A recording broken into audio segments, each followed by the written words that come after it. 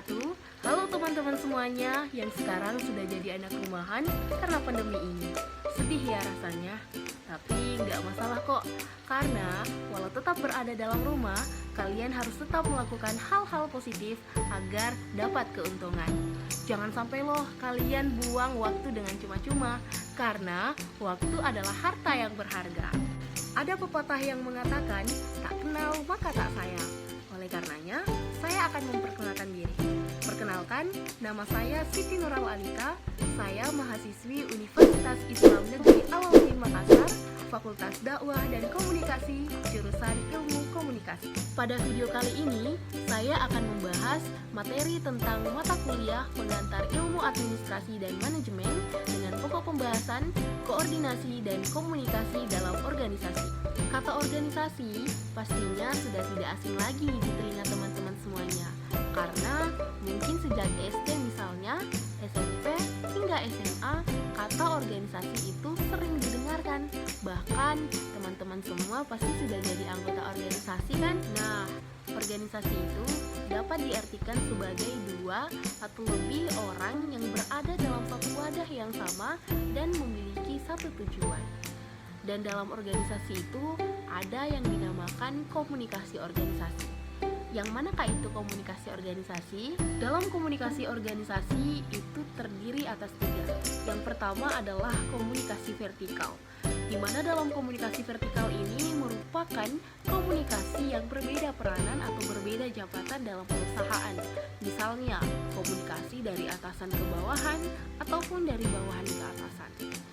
Dalam komunikasi organisasi, yang sering dilakukan adalah komunikasi dari atasan ke bawahan. Tapi bukan berarti komunikasi dari bawahan ke atasan tidak sama sekali dilakukan.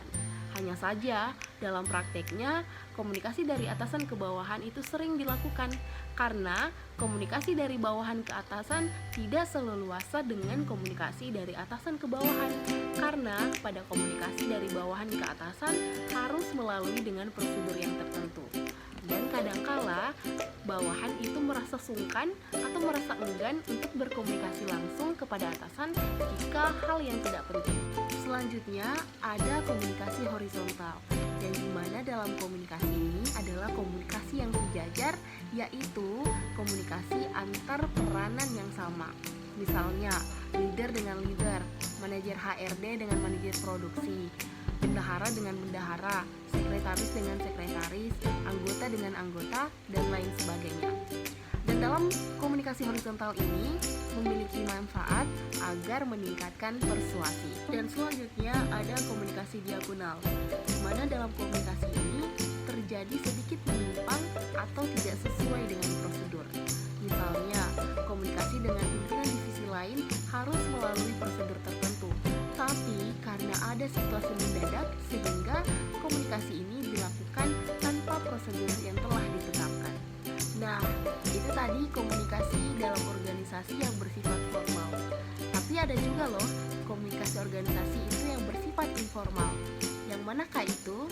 Dan apa manfaatnya komunikasi informal dalam organisasi? Namun, dalam komunikasi ini tidak dapat dikatakan sebagai komunikasi yang sangat buruk, karena memang kadangkala dalam suatu organisasi itu sering terjadi perubahan yang sangat dinamis sehingga komunikasi ini harus dilakukan pada saat tertentu. Komunikasi informal terjadi karena adanya interaksi sosial yang biasa terjadi di masyarakat.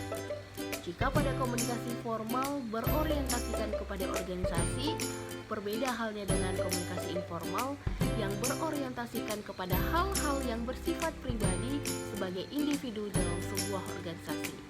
Contohnya, jika ada Bapak Proko A bergabung dengan Bapak Proko B, terus ada Bapak pecinta klub A bergabung dengan Bapak pecinta klub B. Mereka bergabung membuat sebuah forum di luar organisasi dan membicarakan di luar organisasi. Membicarakan tentang klub bola misalnya, membicarakan tentang kopi enak di mana misalnya, membicarakan tentang kafe menarik di mana misalnya, seperti itu. Mereka berbincang, namanya maintain relation. Mereka berbincang-bincang dengan dengan peranan yang berbeda, dengan jabatan yang berbeda, mungkin dengan atasan dengan bawahan, atau atasan bawahan itu berbincang tidak melihat status jabatan yang lainnya. Nah, dengan seperti itu, mereka berbincang tanpa memandang jabatan akan meningkatkan chemistry yang ada sehingga dapat digunakan dalam organisasi hingga goals yang lainnya dapat dicapai dengan baik dan tepat. Oleh karenanya, saya meng-highlight bahwa organisasi yang sudah terstruktur rapi yang disusun atas pimpinan, bendahara, sekretaris, anggota, dan divisi lainnya yang telah memiliki tugas masing-masing dan memiliki komunikasi yang baik akan menghasilkan organisasi yang baik pula. Dan permasalahan yang sering terjadi di organisasi merupakan hal yang lumrah karena memang dalam organisasi yang dimiliki oleh dua orang atau lebih yang berbeda pendapat pasti akan terjadi permasalahan. Tapi karena adanya komunikasi yang tersusun dengan rapi, yang baik, sesuai dengan prosedur akan membuat organisasi itu berjalan dengan baik sehingga goals yang lainnya dapat tertuju dengan rapi.